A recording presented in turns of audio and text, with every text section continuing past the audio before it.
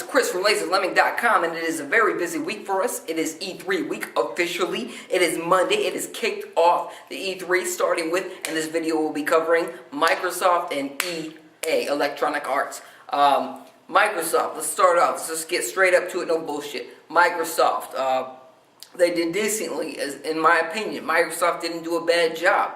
Usually I'm kind of critical about Microsoft, especially over the last few years. It's been very Kinect focused. This year, almost no Kinect talk at all. Ever since Phil Spencer got in the game, ever since he took over for Don Buttface Matrick, it's just been different. It's just been different. He's very much more in tune with what core gamers want, and he realizes what the Xbox brand is as far as what makes more money and who their audience is. And under Don Matrick, and when they were focusing more on Kinect, they went totally towards an audience they didn't have that they wanted. They wanted this big grand audience that just bought TVs. They wanted that audience. Phil Spencer has shown that, we're going to go back towards more what you saw in the late Xbox period, early 360 period. We're going to go for the gamer that wants to play games.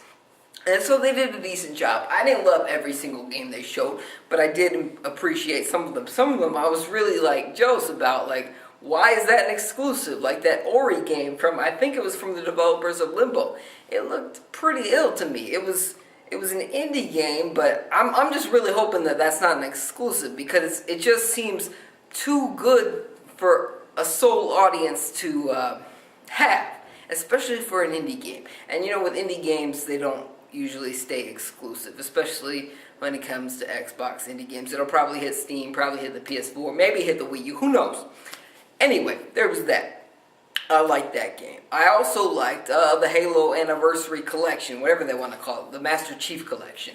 It included Halo 1, 2, 3, 4. It excluded ODST and Reach. Whatever, they wanted to get the numbers out.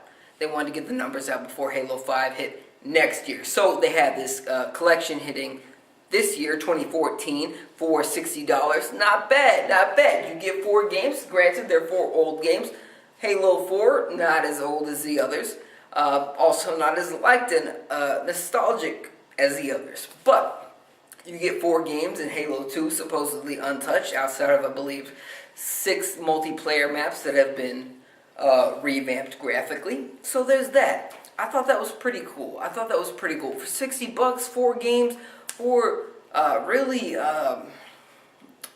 remembered games that, and the fact that Halo 3 and Halo 4 aren't that old, that's a pretty decent collection. That's Metroid Prime Trilogy level, in my opinion. Maybe a little bit even more, considering there's an extra game in there. 4 games, not bad. Not bad. And the fact that there's online play in there, you really can do a lot worse. The other one that I liked was, what the hell was the other one that I liked? There was another one that I really liked, and it'll hit me later. But let me tell you what I didn't like. I didn't like the fact that Project Spark, through this Conquer deal at the end of the game, it had the trailer. It had Conquer slicing through the logo saying, "Make your own fucking Conquer game, bitch. It's been almost 10 years. We're not going to do shit with it." For a second when I saw Conquer, I thought, okay, maybe this is going to be a cool transition to a new Conquer game. Maybe they're finally letting Rare do their own thing. No. What they did was they took the Conquer model and said, we're going to put this in the game so you can make your own Conquer game. Bullshit. Bullshit. I did not like that at all. I didn't appreciate that. I thought that was pretty whack and disrespectful. And it was really disheartening for people that wanted to see something new from Rare. Because you didn't see it. You didn't see that new awesome game from Rare. Last year, they were pimping Kinect Sports, Rivals, like it was going to be the next big thing. This year, nothing. They fired a lot of people from Rare, didn't show shit. So it wasn't popping. Oh, I remember the other game that I liked. That was Sunset Overdrive.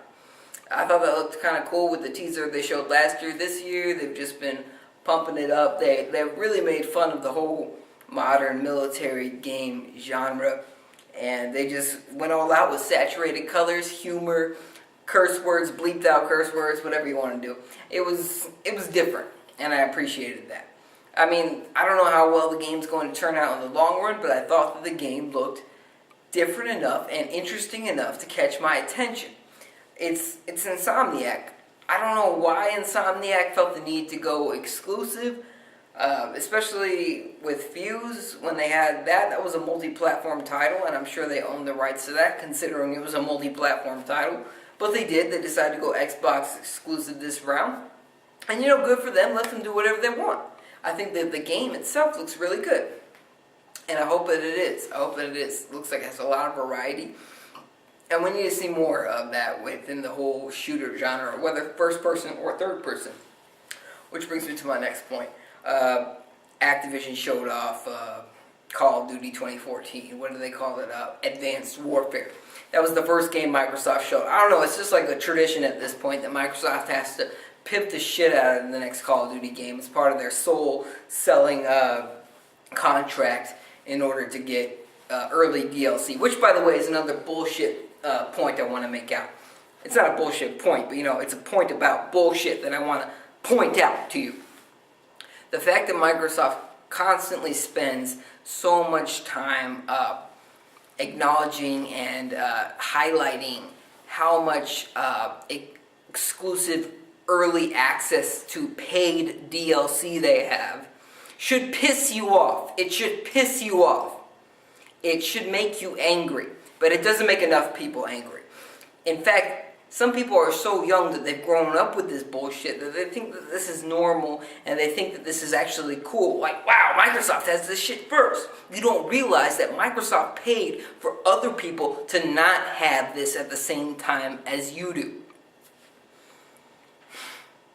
It's a totally different situation from Nintendo paying for Bayonetta 2, for example, because Bayonetta 2 wouldn't have happened without Nintendo. If Microsoft hadn't ponied up to Activision, you'd be seeing these DLC maps on every platform at the same time.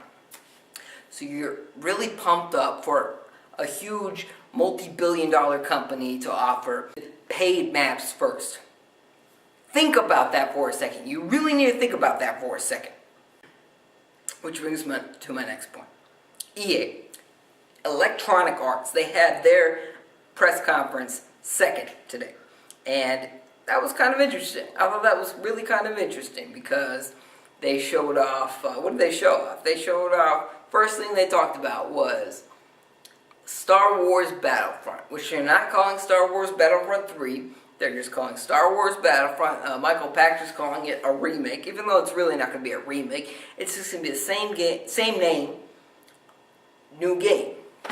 It'll be similar concepts with an EA spin, such as probable microtransactions and other such bullshit. But they got to stay under Disney's wing here because Disney owns Star Wars now. It's just fucking crazy. It's a crazy new decade, isn't it?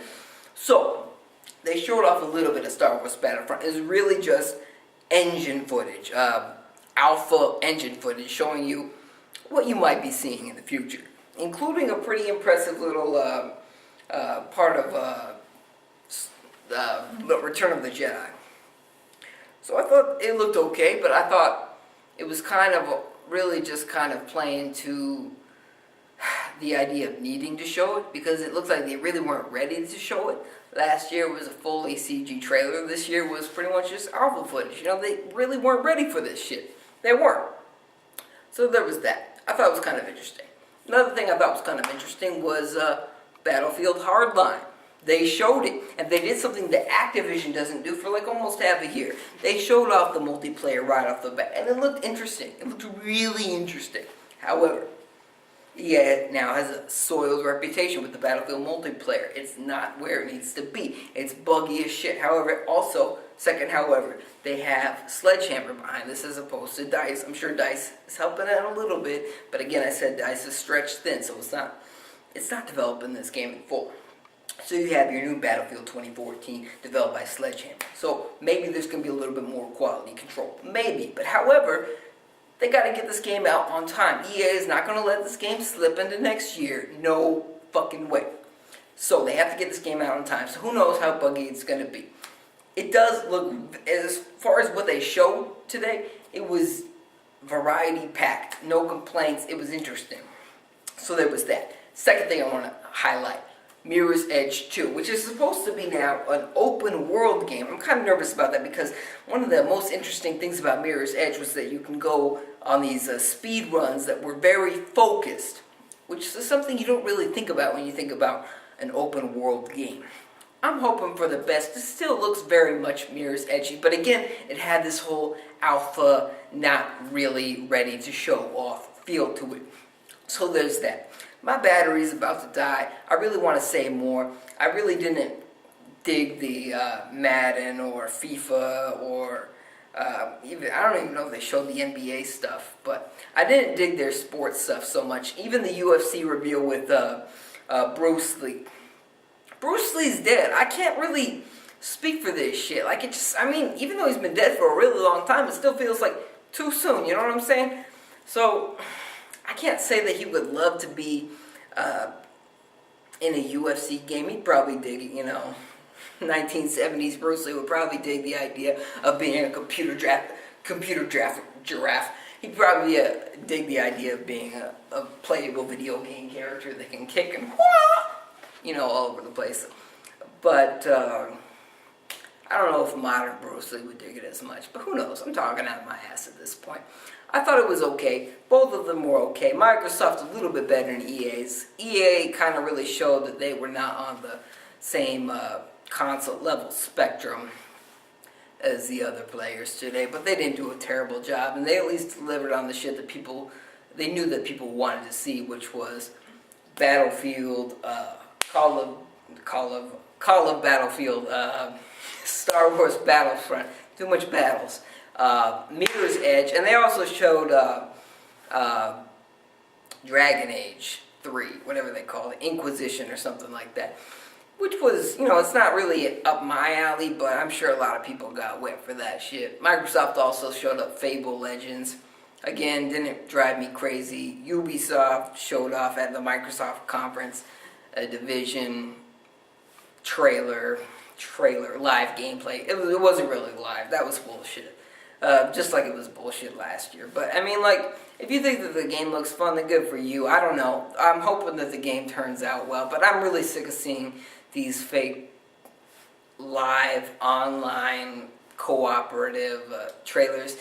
Ubisoft also showed off the same thing for Assassin's Creed Unity, aka Assassin's Creed 2014 Part 2 Next Gen version. I mean, like, I just gotta see this shit for real, not a pre-planned live trailer or gameplay demo. That's my thoughts. Share them in the comment section below. I want to know what you thought about the Microsoft conference and the EA conference, Sony and Nintendo.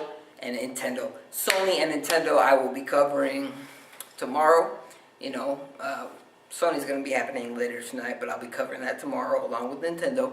And I'd like to know your thoughts. Share them in the comment section below. What do you want to know? I will try to cover it my best as I can. If you haven't already, please subscribe for more. Check out these other awesome Laser Lemming videos. Also got a comedy channel. Check that out too. Also, check out laserlemming.com. We've got lots of great E3 coverage and other coverage and reviews and yada yada yada. Thank you for watching. I'll see you in the next one.